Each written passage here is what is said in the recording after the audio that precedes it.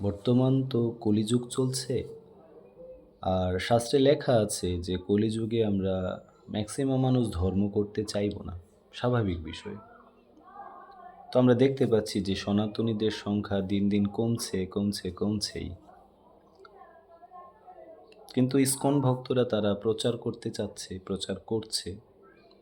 কিছু সংস্থা লক্ষ্য করা যাচ্ছে, আমরা সোশ্যাল মিডিয়াতে লক্ষ্য করছি, বিশেষ করে ফেসবুকে। তো তারা বলছে, তারা গুজব ছড়াচ্ছে, যারা সধবা স্ত্রী রয়েছে তাদের জন্য নাকি একাদশী নিষিদ্ধ। কিন্তু এরকম কোনো কনফিউজিং কথা শাস্ত্রের মধ্যে লিপিবদ্ধ করা হয়নি। শাস্ত্র তো বলছে আমাদের ৫ বছর থেকে ধর্ম করার জন্যে। বলছে কৌমারম আচরেৎ প্রাজ্ঞ ধর্মান ভাগবতানিহ দুর্লভ মনুষ্য জন্ম তদপি অধ্রুবম অর্থদম। ৫ বছর, কৌমার অর্থ ৫ বছর বয়স। ৫ বছর বয়স থেকে ধর্ম করার কথা বলছে, একাদশী করার কথা বলছে, ভগবানের পবিত্র নাম জপ করার কথা বলছে, ভগবান কেন্দ্রিক কাজ করার কথা বলা হচ্ছে ৫ বছর বয়স থেকে।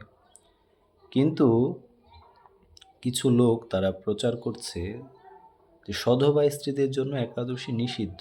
একাদশী হচ্ছে বিধবা স্ত্রীদের জন্য। কিন্তু শাস্ত্রে তো এরকম কোনো কথা বলা নেই। তো শাস্ত্রে একাদশী সম্পর্কে কি বলা আছে আমরা সেগুলো আজকে একটু জানার চেষ্টা করব।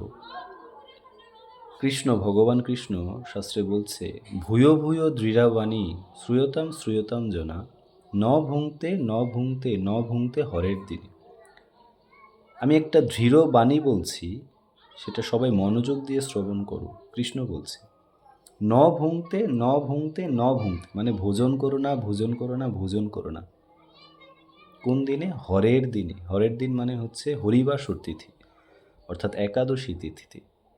ভগবান কৃষ্ণ ৩ বার বলছে, he puts emphasise on 3 Times that আমাদের একাদশীর দিন ভোজন করা উচিত নয়। কৃষ্ণ কিন্তু এখানে স্পেসিফিকভাবে বলেনি যে সধবারা ভোজন করবে বা বিধবারা করবে না, এরকম কিছু বলেনি। কিন্তু সবার জন্যে সবার জন্যে কৃষ্ণ একই রুলস দিয়েছেন যে ভোজন করো না একাদশীর দিন। এখন কলিযুগে আমরা তো ভোজন ছাড়া থাকতে পারি না, কারণ আমাদেরকে শাস্ত্রে বলা হচ্ছে যে আমরা হচ্ছে অন্নগত প্রাণ, আমরা অন্ন ছাড়া একদিনও থাকতে পারি না। তো এই জন্য একাদশীর কিছু স্তর আমাদের জন্য দেয়া হয়েছে। প্রথম হচ্ছে দিয়েছে হচ্ছে সজলা। যদি আমরা একেবারেই খাবার না ছাড়া থাকতে না পারি, যদি আমাদের অনেক তৃষ্ণা লেগে যায়, তখন আমরা একাদশীর দিন জল খেতে পারব। সজলা, তা জল খাওয়া যাবে। এখন কলিযুগের মানুষ এটাও পারছে না, সজলা একাদশীও তাদের জন্য খুব বিরক্তিকর হয়ে যাচ্ছে। তো শাস্ত্রে আরও বলা হচ্ছে কি, যদি কেউ সজলা না পারে, সফলা, সে ফল খেয়ে একাদশী করবে। এখন এটাও আমাদের জন্য কষ্ট হয়ে যায়, সফলা একাদশী, অর্থাৎ ফল খেয়ে আমরা একাদশী করতে পারছি না। তো তখন কৃষ্ণ আদেশ দিলেন যে আমরা অনুকল্প প্রসাদ গ্রহণ করতে পারবো একাদশীতে, অর্থাৎ শস্য জাতীয় খাবার ব্যতীত আমরা অন্য কিছু একাদশীতে গ্রহণ করতে পারবো। এটাকে বলা হচ্ছে অনুকল্প গ্রহণ করা।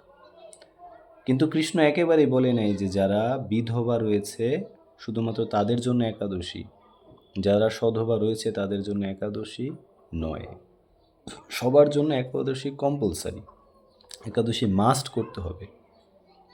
আমার যদি অনেক রোগও হয়, ধরুন আমার 104 ডিগ্রি জ্বর, আমি এখন বিছানা ছেড়ে উঠতে পারছি না, তখনও আমার একাদশী করতেই হবে। এটা হচ্ছে বাধ্যতামূলক।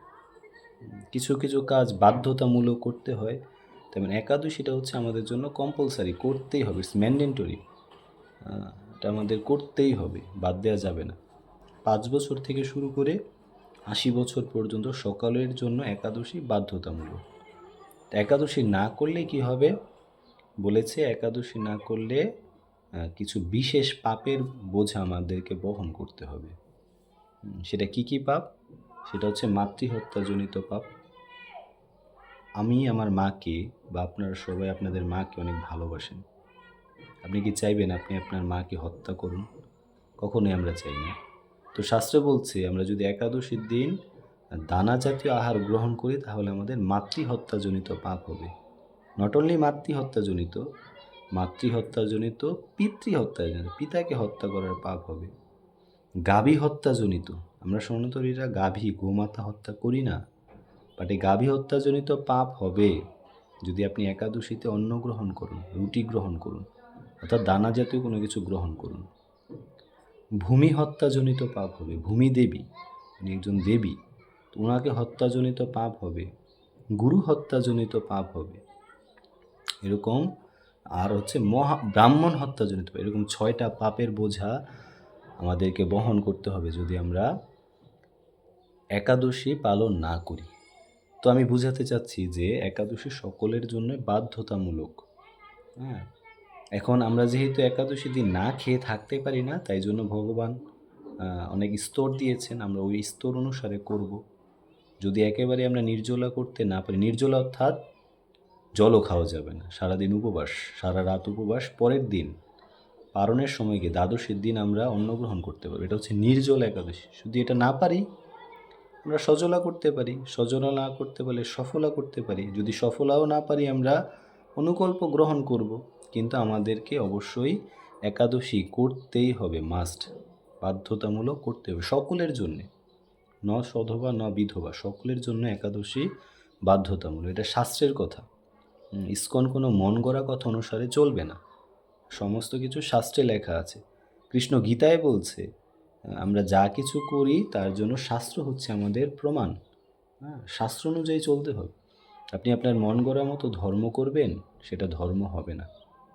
আপনি যেমন দেশে রয়েছেন, দেশের আইন অনুসারে চলতে হবে, তেমন আপনি যদি ভগবানকে বিশ্বাস করে থাকেন তাহলে অবশ্যই ভগবানের রুলস রেগুলেশন অনুসারে চলতে হবে।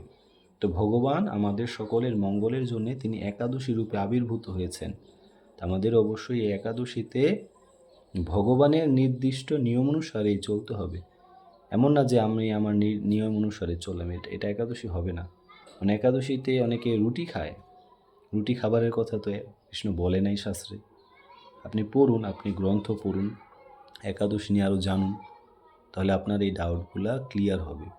তা আমি বুঝাতে চাচ্ছি যে আমাদের সকলের জন্য একাদশী মাস্ট, বাধ্যতামূলক করতেই হবে। আপনারা ফেসবুক বা ইউটিউবে এরকম আজগুবি কথায় কান দিবেন না, এতে লস আপনাদেরই হবে, লাভ হবে ওনাদের। কীভাবে? যদি আপনি ধরেন ওরা ফেসবুকে একটা ভিডিও ছাড়লো, তো আপনি এটা দেখছেন, দেখে আপনি অন্য কাউকে পাঠালেন, সে আবার আরও কাউকে পাঠাবে, এভাবে শেয়ার করতে করতে তাদের ভিউজ বাড়বে, তারা ইনকাম করবে, আপনার কী লাভ? আপনার তো লস হলো। আপনি একাদশী না করার ফলে আপনাকে এই 6টা ভয়াবহ পাপের জন্য নরকে যেতে হবে, হাজার হাজার বছর নরকে থাকতে হবে, কষ্ট পেতে হবে। তাহলে লাভটা কার? আপনার লস হবে যদি আপনি এই মানব জীবন পেয়ে ধর্ম না করেন, একাদশী ব্রত পালন না করেন। তা আশা করি আপনারা সবাই একাদশী ব্রত পালন করবেন এবং শাস্ত্র অনুসারে চলবেন। হরে কৃষ্ণ।